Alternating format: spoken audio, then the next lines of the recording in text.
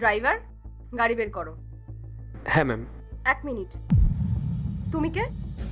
আসলে ম্যাম, আপনার যে ড্রাইভার উনি আমার বাবা। ওনার শরীরটা খুব খারাপ, তো ওই জন্যই আমি এসেছি। পরেশ আঙ্কেলের শরীর খারাপ? কেমন আছেন এখন উনি? এখন একটু ঠিক আছে ম্যাম। আসলে ঠান্ডা লেগেছে তো, কয়েকদিনের মধ্যে ঠিক হয়ে যাবে। পরেশ আঙ্কেলের যে শরীর খারাপ সেটা আমাকে কল করে বলতে পারতেন, তাহলে আমি একাই চলে যেতাম। শুধু শুধু আপনি কেন আসলেন? আসলে বাবা বলছিলেন আজকে নাকি আপনার একটা ইম্পর্টেন্ট মিটিং আছে, তাই ওনার জায়গায় আমি চলে আসলাম, যাতে আপনার লেট না হয়ে যায়। ওকে। আচ্ছা, তোমার নাম কি? ম্যাম, আমার নাম রাহুল। তোমার কি স্টাডি কমপ্লিট হয়ে গেছে? হ্যাঁ ম্যাম, এই জাস্ট 3 বছর আগে MBA কমপ্লিট করলাম। তুমি তখন থেকে আমাকে ম্যাম ম্যাম বলে ডেকে যাচ্ছ, আমার এটা একদম ভালো লাগছে না। আমরা দুজন একই বয়সী, তুমি আমার নাম ধরে ডাকতে পারো। আমার নাম মেঘা। আচ্ছা ঠিক আছে। চলো এবার যাওয়া যাক। হ্যাঁ আসুন।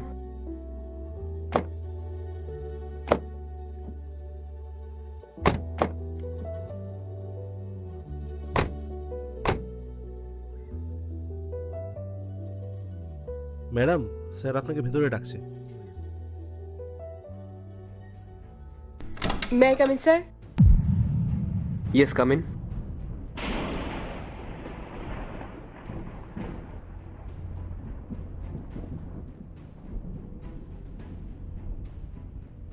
বসো বসো।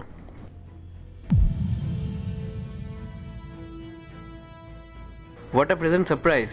আমি তো জানতামই না যে আজকে আমার সঙ্গে যার মিটিং ফিক্সড হয়েছে সেটা তুমি। হ্যাঁ।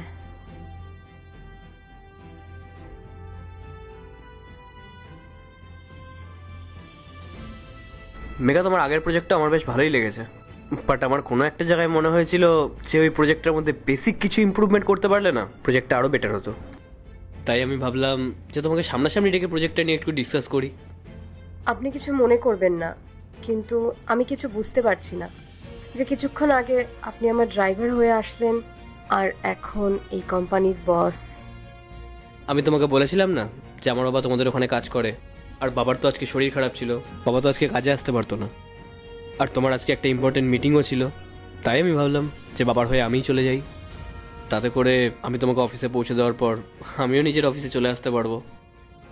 স্যার, আপনি যখন এই কোম্পানির ওনার, তাহলে আপনার বাবা অ্যাজ এ ড্রাইভার কেন কাজ করছেন? আই নো তোমার মনের মধ্যে কি চলছে। আমার কথা শুনে, এইসব কিছু দেখে তোমার একটু অবাক লাগছে, বাট মেঘা, এই সব কিছু আমি এই রিসেন্ট কয়েক বছর হলে অ্যাচিভ করেছি। আর তার আগে আমার লাইফে অনেক স্ট্রাগল ছিল। আমার বাবা প্রথম থেকে এই ড্রাইভারের কাজটাই করতো, আর এই ড্রাইভারের কাজ করেই আমাদেরকে বড় করে তুলেছে, মানুষ করে তুলেছে। তারপর আমি বড় হয়ে স্ট্রাগল করে যখন এই জায়গাটা অ্যাচিভ করলাম, তখন আমি বাবাকে বলেছিলাম যে বাবা, তুমি তোমার কাজটা ছেড়ে দাও। কিন্তু আমার বাবা তার কাজটাকে এতটাই সম্মান করে, এতটাই রেসপেক্ট করে, যে এই কাজটা ছাড়তে রাজি হয়নি। উনি বলেছিলেন উনি যতদিন পারবেন এই কাজটা করে যাবে, যতদিন ওনার শরীর দেবে। আর সত্যি কথা বলতে মেঘা, আমারও এই কাজটা নিয়ে কোনো প্রবলেম নেই, কারণ উনি যদি কাজ করেন তাহলে ওনার মেন্টাল হেলথ, ওনার ফিজিক্যাল হেলথ সব কিছুই ঠিকঠাক থাকবে। আর তাছাড়াও মেঘা, আমি আমার বাবাকে খুব রেসপেক্ট করি, আর আমি যদি ওনাকে বারণও করি উনি তাও শুনবেন না। তো ব্যাস, এটাই। Okay sir. কি হয়েছে, তোমাকে একটু নার্ভাস বলে মনে হচ্ছে, সব কিছু ঠিক আছে তো? আসলে আমি ওই জিনিসটা নিয়েই ভাবছি যে কিছুক্ষণ আগে আপনি আমার ড্রাইভার ছিলেন, এখন আবার boss. Okay, leave it, come to the project. আমি তোমাকে এখানে এই কারণেই ডেকেছিলাম, কারণ আমরা একসাথে কাজ করতে পারবো না। আসলে কি বলো তো, তোমার এই প্রজেক্টটায় না অনেকগুলো ভুল রয়েছে, আর সেটা যদি আমি এখন কারেকশন করতে যাই তাহলে আমার অনেকটা টাইম ওয়েস্ট হয়ে যাবে। তো সেই কারণে আমি ভাবলাম যে তোমাকে ডেকেই মানা করে দিই।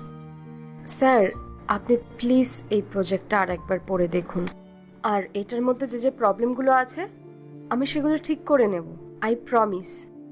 আসলে কি বলুন তো, এই প্রজেক্টটার জন্য না আমি অনেক হার্ডওয়ার্ক করেছিলাম। স্যার প্লিজ, আপনি আমাকে একটা সুযোগ দিন। দেখো মেঘা, আমি ভেবেছিলাম আমি তোমাকে মানা করে দেবো, বাট বিলিভ মি, আজকে আমি তোমার মধ্যে যেরকম দেখলাম, তুমি মানুষকে এত রেসপেক্ট করো, যেটা এখনকার মেয়েদের মধ্যে দেখাই যায় না। এখনকার মেয়েরা এতটাই অহংকারী হয় যে তাদের থেকে নিচু পোস্টে যারা কাজ করে, যে তাদের সাথে ঠিক মতো রেসপেক্ট দিয়ে কথাই বলে না, তাদেরকে অপমান করে কথা বলে, তারা তাদের মেড, তাদের ড্রাইভারকে অনেক ছোট নজরে দেখে। কিন্তু তুমি একদমই ওরকম না। তুমি তাদের থেকে অনেকটাই আলাদা। তুমি খুব ভালো করেই জানো যে মানুষকে কী করে রেসপেক্ট করতে হয়, কীভাবে তাদের সঙ্গে কথা বলতে হয়। আর তোমার এই বিহেভিয়ারটাই আমার খুব ভালো লেগেছে। তাই আমি ভাবছিলাম যে তোমার সঙ্গে ডিলটা করাই যায়। আসলে কি বলো তো, ভালো ডিল, ভালো প্রফিটেবল ডিল তো সবসময় পাওয়া যায়, বাট ভালো মানুষের সঙ্গে কাজ করার সুযোগ সবসময় পাওয়া যায় না। সো ইয়া, আর এর মধ্যে যে ভুলগুলো রয়েছে, যে কমতিগুলো রয়েছে, সেগুলো না হয় আমরা দুজনে মিলে ডিসকাস করে ঠিকঠাক করে নেবো। Thank you so much sir. আর এই প্রজেক্টটাতে যে যে ভুলগুলো আছে সেগুলো আমি যত তাড়াতাড়ি সম্ভব ঠিক করে নেব, আর অভিযোগ করার কোনো জায়গাই রাখবো না। Thank you. So get ready for the deal.